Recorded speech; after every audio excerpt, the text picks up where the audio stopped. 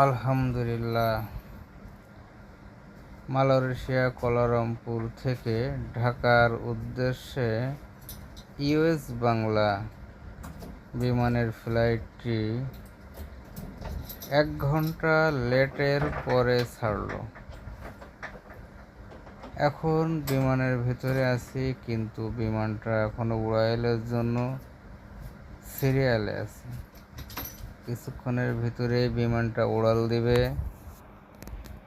এবং আল্লাহ যদি চায় তাহলে সুস্থভাবে বাংলাদেশে পৌঁছতে পারবো। আলহামদুলিল্লাহ, বিমানটি রানওয়েতে রানিং হয়ে গেছে এবং খুব স্পিডে চলতেছে বিমানটি, এবং খুব অল্প সময়ের ভিতরে আশা করা যাচ্ছে রানওয়ে থেকে উড়াল দিবে।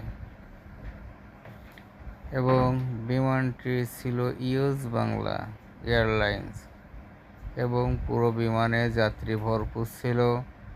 এবং এই ফ্লাইটের ভিতরে বেশিরভাগই বাংলাদেশের মানুষ। ইউএস বাংলা বিমান মানেই বাংলাদেশের মানুষের ভিড় বেশি।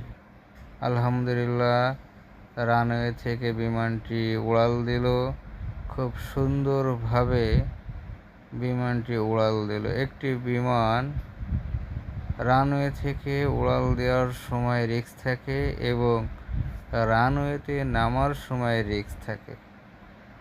তাছাড়া বিমানটি যখন আকাশে চলে তখন বোঝাই যায় না যে বিমানটি চলমান আছে।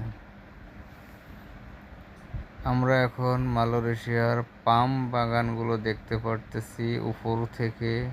পাখির চোখে মালয়েশিয়া দেখা যাচ্ছে। বিদায় মালয়েশিয়া কুয়ালালামপুর, এবং এয়ারপোর্ট থেকে বিদায় হয়ে গেলাম। এখন আমরা ঢাকার উদ্দেশ্যে বিমানের ভিতরে আছি। এই বিমানে বেশিরভাগই বাংলাদেশের প্যাসেঞ্জার, এবং বিমানে উঠলে বোঝা যায় না যে এখানে আমরা অন্য কোনো দেশে আছি। যেমন থাইল্যান্ড থেকে যখন সিঙ্গাপুর গেছিলাম তখন ওখানে কোনো বাঙালি পাইনি, সবই ফরেনিয়ার। আর আমাদের এই বিমানে সবই বাঙালি মনে হলো। কিছু হয়তো অন্য কান্ট্রির লোকজন থাকতে পারে, কিন্তু সেটা বোঝা যায় না।